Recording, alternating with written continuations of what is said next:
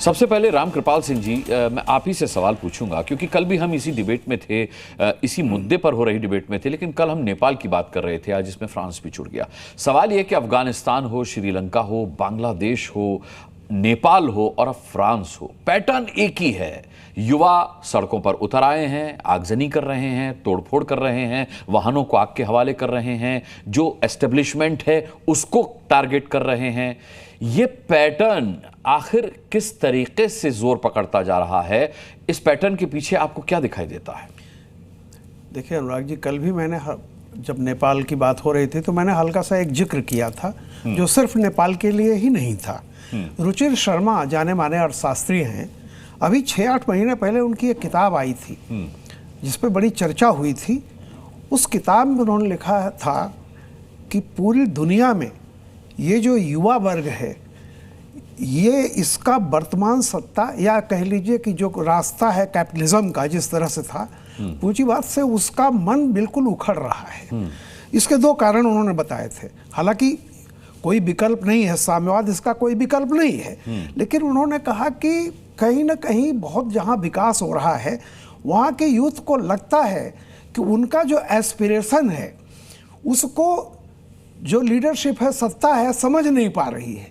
मैं अगर कहूं कि टेक्नोलॉजी जितनी तेजी से बदली है और उसने जितना एक पूरी दुनिया में एस्पिरेशनल वर्ग पैदा किया है, जिसमें हिंदुस्तान सबसे ज़्यादा है, मतलब यूथ सब जगह है, तो ये मामला ऐसा है कि ये जो वर्ग नया आया हुआ है, ये आज की तारीख में जैसे कहते हैं कि मोबाइल फ़ोन और स्मार्टफोन वाला वो तबका है, और लीडरशिप जो है वो लैंडलाइन वाले फ़ोन की है। वो ग्राउंड लेवल तक जब नहीं समझ पा रही है कि जो उसका बेरोजगार है, चाहे वो बेरोजगारी का मामला हो, चाहे जैसे मामला हो, एक बहुत छोटा सा तबका रिच होता जा रहा है और बहुसंख्यक लोगों को उनका है कि एस्पिरेशनल, उनके जो एस्पिरेशन है कम से कम उसको एड्रेस किया जाए। अगर आप नहीं भी कर पा रहे हैं तो भी उस सच्चाई को जाने। और फ्रांस का जो है, नेपाल का जैसे मैंने कल कहा था, आज जो फ्रांस में शुरुआत हुई, ये पूरा यूरोप का संकट है। कारण ये रहा है कि आपने सोशल सेक्टर पर जो भी खर्च किया, एक दौर था जब तीसरी दुनिया से आप आराम से ले जा करके वहाँ मुनाफा कमाते थे और उसको अपनी जनता पे खर्च करते थे। अब जब से देखिए जीडीपी की ग्रोथ क्या है यूरोप की, जर्मनी माइनस में जा रहा है और एजिंग पॉपुलेशन है। अब वहाँ का यूथ जो है, अब जैसे वहाँ के लेबर है, अब अभी उन्होंने एक प्रस्ताव पास किया था जो प्रधानमंत्री अभी कल हटाए गए हैं। उन्होंने ये दिया था शायद वित्त मंत्री ने कि आने वाले समय में ये जो सोशल सिक्योरिटी के नाम पर हम दे रहे हैं तमाम तरह का, इसमें कटौती करनी है। उससे लोग भड़के हुए हैं वहाँ पे। तो ग्रास रूट में अगर आप देखेंगे तो कहीं ना कहीं से उन समाजों में या उन देशों में जहाँ लीडरशिप का आज के मॉडर्न यूथ से उनके जो एस्पिरेशन इतनी तेजी से बदले हैं, टेक्नोलॉजी 10 साल में जितना बदलाव कर रही है, राजनीति उसको समझने में 50 साल चाहिए उसको।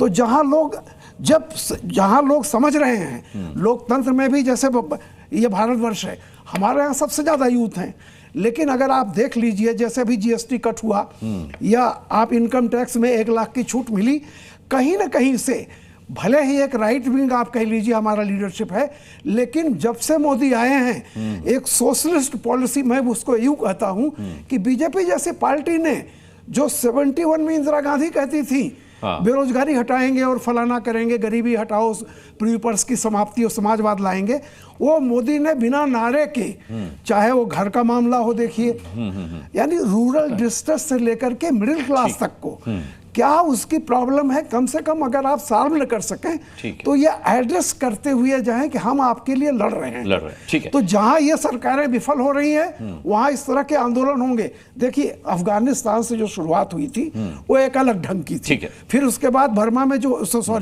यहाँ जो हुई वो अलग थी। बांग्लादेश में बेसिकली क्या था, डिसकंटेंटमेंट यूथ का था, उसको एक गलत धार्मिक वो दे करके उसको किया गया। लेकिन नेपाल में ऐसा तो कुछ भी नहीं था। ठीक है जी, ठीक है। प्रोफेसर संगीत रागी, बावजूद उसके मैं कल कुछ विपक्षी नेताओं के एक्स हैंडल देख रहा था जिस पर उन्होंने ये लिखा था कि ऐसा किसी भी देश में हो सकता है।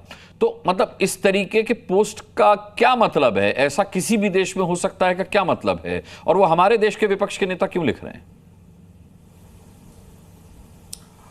देखिए, जो लोग नरेंद्र मोदी को चुनाव में नहीं हरा सकते, उनको लगता है कि यही एक रास्ता बचा है जिससे हम नरेंद्र मोदी को हरा सकते हैं, उनको सत्ता से बाहर कर सकते हैं। और इसका बहुत बड़ा सीधा तरीका है कि सबसे पहले उसकी जमीन तैयार की जाए। जमीन आप कैसे तैयार करेंगे? जमीन आप इस तरह से तैयार करेंगे कि जो ये चुनी हुई सरकार है उसका चुनाव ही भ्रष्ट तरीके से चुनाव है। ये जो सत्ता में है वो सत्ता में काबिज ही गलत तरीके से है। ये कैसे सिद्ध किया जा सकता है? तो ये जो चुनाव है आयोग है, वो चुनाव आयोग, ये सरकार जीतती नहीं, सरकार बन नहीं पाती यदि चुनाव आयोग भ्रष्ट नहीं होती और चुनाव आयोग भ्रष्टाचार में लिप्त नहीं होता। यदि रिगिंग नहीं हुई होती तो ऐसा होता नहीं। और लोगों ने कहा कि यदि बैलेट पेपर से चुनाव होता तो स्थितियां कुछ और होती। ये और बात है कि कल बैलेट पेपर से चुनाव हुआ और कहा गया था कि देश की अंतरात्मा की आवाज पर आप वोट दें, संविधान के लिए आवाज, संविधान सुरक्षा के लिए आप दें। और कल नतीजा हमने देखा कि उपराष्ट्रपति के चुनाव में भी कांग्रेस के युवराज उसे सुरक्षित नहीं, अपना किला भी सुरक्षित नहीं कर पाए।